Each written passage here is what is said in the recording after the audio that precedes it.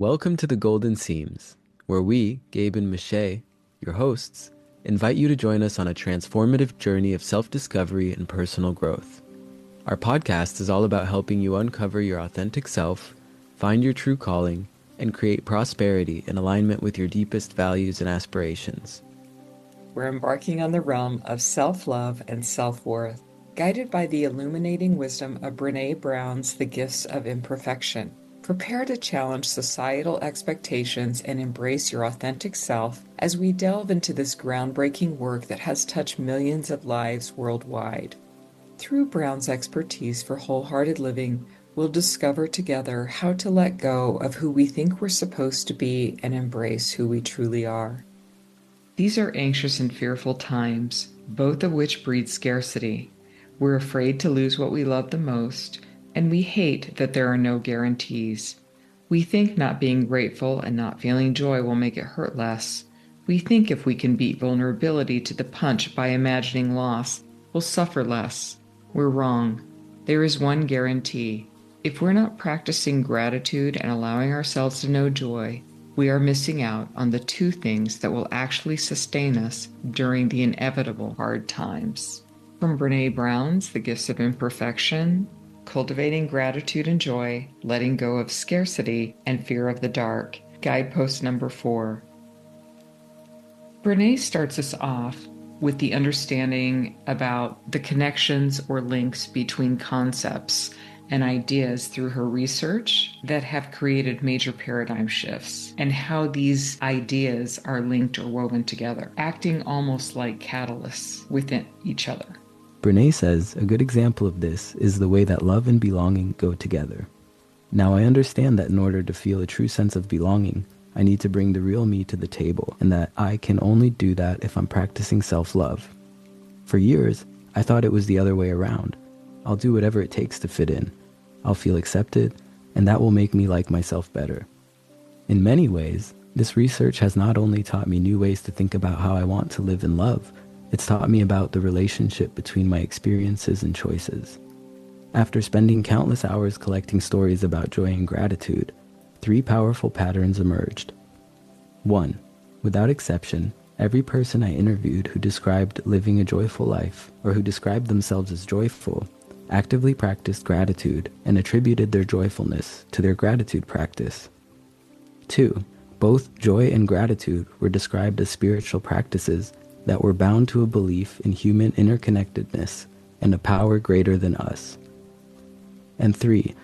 People were quick to point out the difference between happiness and joy as the difference between a human emotion that's connected to circumstances and a spiritual way of engaging with the world that's connected to practicing gratitude. Gabe, that first point of people who describe themselves as joyful, actively practice gratitude, reminded me of a conversation that I had with a dear friend of mine. She was telling me that she does not make New Year's resolutions because she lives with intention every day. And I thought that that was so profound, because that is the same thing. And she's very much a person who is joyful and has taken the time to know herself, understand who she is, the connection to divinity within herself, and so forth. She's just an amazing person. I love that because it flows right into that conversation that I had with her. I actually really like that idea. It's so different, right, than the day-to-day. Well, and you think a New Year's resolution peters out. Exactly. It's like on a pedestal, right? The rest of life is somewhere else, and that one day, that moment is held in such a different regard. It seems almost disconnected. That's when resilience really kicks in my opinion. That's when it really does kick in, because it's that day Yeah. when nobody else is keeping their New Year's resolutions anymore, which doesn't matter if they do or don't. You have the stamina and the strength to do it. Exactly. Especially for yourself, to be able to do it for yourself, because we usually choose things that are important to us for that resolution. True. On Brené's second point, where she described joy and gratitude as spiritual practice bound to belief in human interconnectedness and power greater than us, it really made me think about unity and how that's a common belief held in major world religions and ideologies.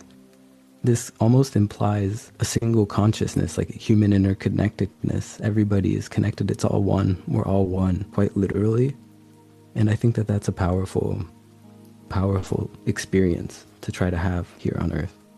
And then her third point, where she describes the differences between happiness being circumstantial and joy being a spiritual way of engaging with the world, it really had me thinking about how we don't necessarily have control over all of the circumstances we're going to live through or experience, but we definitely have control over the way we engage with the world. And if we can make effort over time to develop more of a spiritual way of engaging with the world that is connected to practicing gratitude, I think that that's something that we can definitely see meaningful change happen if we make an effort. Brené goes on to discuss gratitude as a practice. She says, "For years I subscribed to the notion of an attitude of gratitude. I've since learned that an attitude is an orientation or a way of thinking, and that having an attitude doesn't always translate to a behavior." Then she goes on to give us the example of having a yoga attitude. She has a yoga attitude, the same ideals and beliefs in her life, and that she uses align with the ideals and beliefs of yoga. She says that she values mindfulness, breathing, and the body-mind-spirit connection. She even has yoga outfits. Her yoga outfits and her yoga attitude don't mean anything, because if you ask her to do yoga on a mat and she gives the example of stand on her head or strike a pose, she says, "I don't practice yoga." She specifically says, "I don't put my attitude into action enough to call it a practice. So where it really matters on the mat, my yoga attitude doesn't count for much." Brené goes on to say, so what does a gratitude practice look like? The folks I interviewed talk about keeping gratitude journals, doing daily gratitude meditations or prayers, creating gratitude art, and even stopping during their stressful, busy days to actually say these words out loud. I am grateful for blank. When the wholehearted talk about gratitude, there are a whole bunch of verbs involved. It seems that gratitude without practice may be a little like faith without works. It's not alive. Enjoyed what you heard? There's more to explore. For full-length discussions, exclusive content, and easy-to-use tools designed to effortlessly support your authentic transformation, subscribe to our Patreon, The Golden Seams. Elevate your journey of self-discovery and personal growth with our exclusive Patreon offerings at The Golden Seams. Our carefully crafted content includes powerful tools designed to support you on your path to wholehearted living. This synergistic combination of audios and visual aids works with your subconscious mind to accelerate growth, amplify manifestation abilities, and effortlessly integrate self-love and wholehearted living into every aspect of your life. Immerse yourself in our transformative deep meditation and subliminal audio sessions, infused with Solfeggio frequencies and binaural beats to naturally integrate and foster authentic living. Complement your practice with our custom-designed mandala, a visual manifestation tool to reinforce your intentions. All of our offerings are Reiki infused by Michae, a Reiki master, providing an extra layer of energetic support. Join us on Patreon to unlock these powerful resources and step into your true, magnificent self. Brené asks, "What is joy?" Joy seems to me a step beyond happiness. Happiness is a sort of atmosphere you can live in sometimes when you're lucky. Joy is a light that fills you with hope and faith and love. That's a quote by Adela Rogers St. John's. What does it look like when you're joyful and grateful but not happy? The answers were all similar. Happiness is tied to circumstance, and joyfulness is tied to spirit and gratitude. I also learned that neither joy nor happiness is constant. No one feels happy all of the time or joyful all of the time. Both experiences come and go. Happiness is attached to external situations and events and seems to ebb and flow as those circumstances come and go. Joy seems to be constantly tethered to our hearts by spirit and gratitude, but our actual experiences of joy, these intense feelings of deep spiritual connection and pleasure, seize us in a very vulnerable way. That means happiness is circumstantial, determined by things we can't always control. Joy can be cultivated by things that are in our control. Brené shares with us that Ann Robertson, a Methodist pastor, writer, and executive director of the Massachusetts Bible Society, explains how the Greek origins of the word happiness and joy hold important meanings for us today. She explains that the Greek word for happiness, makarios, which was used to describe the freedom of the rich from normal cares and worries, or to describe a person who received some sort of good fortune, such as money or health. Robertson compares this to the Greek word for joy, which is hyro. Hyro was described by the ancient Greeks as the culmination of being and the good mood of the soul. Robertson writes, hyro is something the ancient Greeks tell us that is found only in God and comes with virtue and wisdom. It isn't a beginner's virtue. It comes as the culmination. They say its opposite is not sadness, but fear. I really want to emphasize that point. Happiness is attached to external situations and events and seems to ebb and flow as those circumstances come and go. Joy seems to be constantly tethered to our hearts by spirit and gratitude. I find that concept to be so tremendous. Then, when you see the Greek definitions of happiness and joy with the makarios and hyro, all of a sudden it shifts everything. And I think when we lose that connection to the divine, whatever that is, we lose that knowing, or there becomes a separation in that knowing. We start seeking happiness, we start seeking things, and we replace joy with happiness. So we start seeking things in the outside world or externally Yes, instead of within ourselves. absolutely. And it's so easy to get confused outside of ourselves. I'm not sure if gratitude can be experienced in the mind.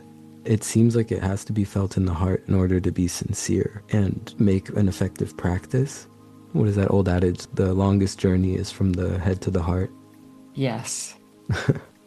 The other really important thing, I think, in this section, they say its opposite is not sadness, but fear. Which I think Wow. is amazing. Right before she says it's not beginner's virtue, it comes as the culmination. Joy being this culmination found only in God, this connection to developing our inner world through practice. It reminds me of what this painter says to her new students when they say they can't draw or can't paint like that. She's like, you're an excellent painter. You just haven't practiced yet. And it's so interesting because that perception is at any moment that we decide a blank canvas. I love that. Brené goes on to say, we need to cultivate the spiritual practices that lead to joyfulness, especially gratitude. She says in her own life, she'd like to experience more happiness, but she wants to live from a place of gratitude and joy. Brené starts the section on scarcity and fear of the dark, describing a realization she had in her living room while looking at her twinkle lights. She says, twinkle lights are the perfect metaphor for joy. Joy is not a constant. It comes to us in moments, often ordinary moments. Sometimes we miss out on the bursts of joy because we're too busy chasing down extraordinary moments. Other times, we're so afraid of the dark that we don't dare let ourselves enjoy the light. A joyful life is not a floodlight of joy. That would eventually become unbearable. I believe a joyful life is made up of joyful moments, gracefully strung together by trust, gratitude, inspiration, and faith. Brené continues, joy and gratitude can be very vulnerable and intense experiences. We are an anxious people, and many of us have very little tolerance for vulnerability. Our anxiety and fear can manifest as scarcity. We think to ourselves, I'm not going to allow myself to feel this joy because I know it won't last. Acknowledging how grateful I am is an invitation for disaster. I'd rather not be joyful than have to wait for the other shoe to drop. Based on how she just described how anxiety and fear can manifest scarcity, it almost sounded more like fear of the light. Maybe the experience of gratitude is what joy is. I wonder if you could even feel joy without having some sort of level of gratitude present in the experience. I think that's really interesting because when I think back to the moments in my life where I can definitively know that I have felt joy, I felt so content and whole and connected. Yes. It's so much bigger than momentary happiness to really feel joy. It's Y- that knowing. The joyful moments you can pull back and reference and access through memory in a different way than happiness. Joy is more palpable. I remember I was super happy when I got the gift that I wanted, like the video game I wanted when I was growing up or whatever it was. But even when I think back to that moment, I remember that I was happy, but I don't experience that happiness. But if I remember back meaningful moments with friends and family members or gatherings, I can genuinely relive the joy of being in a community or having a laugh or something like that. Like Yes, that's still right that there. feeling. Yes. It takes you back to that feeling and connecting with each other that way. I completely agree. When I think of joy, the first thing that comes to my mind is when I had my daughter. Hmm. That was, for me, I don't think I have ever felt anything like that. That was the ultimate joy for me. Nothing else can compare. I knew that that moment was me witnessing full divinity. And so when people talk about the miracle of birth, there is no better way for me to describe it, but that was for me. That's beautiful. Brené takes us into this idea of fear of the dark, where she shares, every time I came too close to softening into sheer joyfulness about my children and how much I love them, I'd picture something terrible happening. I'd picture losing everything in a flash. She presented this to a group where she was speaking.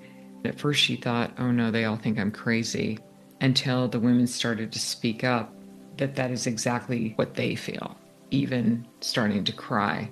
She says that what she didn't know at the time is that she would continue to study what she now calls foreboding joy, and that the best way to transform our compulsive need to dress rehearse tragedy in times of overwhelming joy is to practice gratitude, rather than using that vulnerability shiver that comes when things feel too good as a warning sign.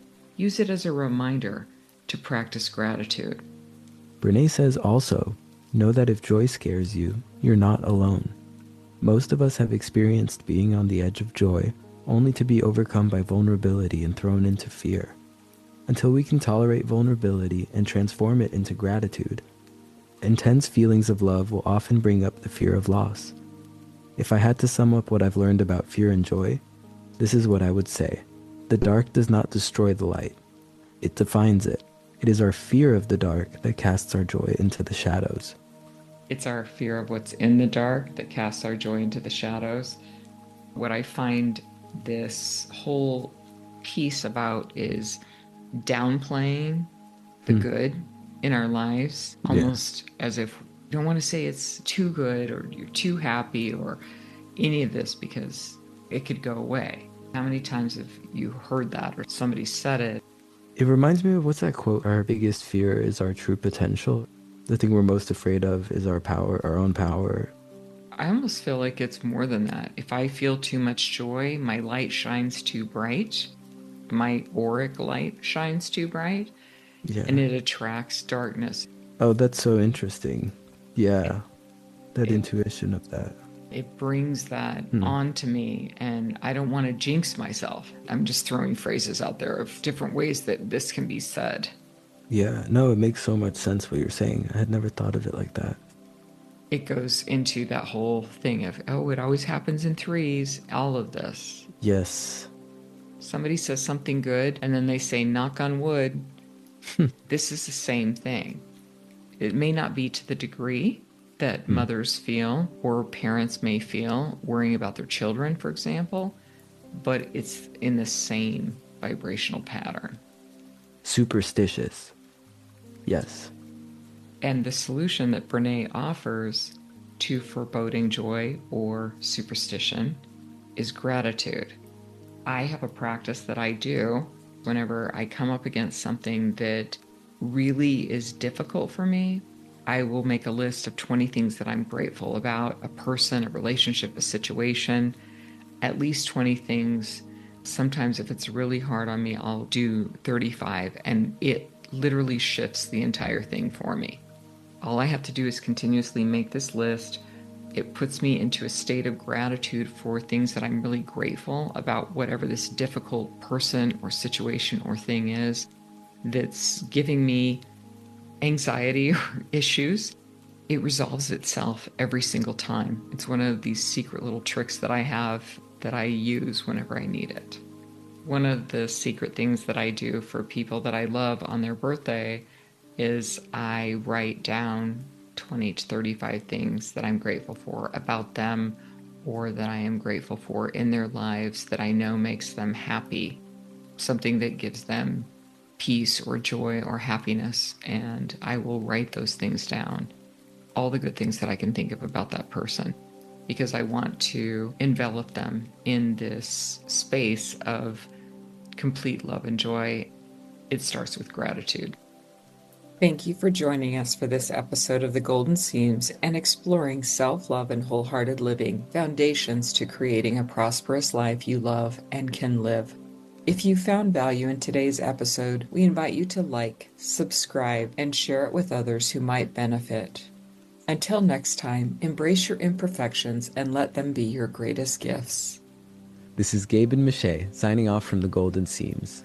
May you discover the courage to be vulnerable, the compassion to love yourself, and the wisdom to live wholeheartedly. May your path be golden as you find the strength to mend and beautify the broken parts of your life, weaving golden threads through the fabric of your authentic self, just like the art of kintsugi. We'll see you in our next episode.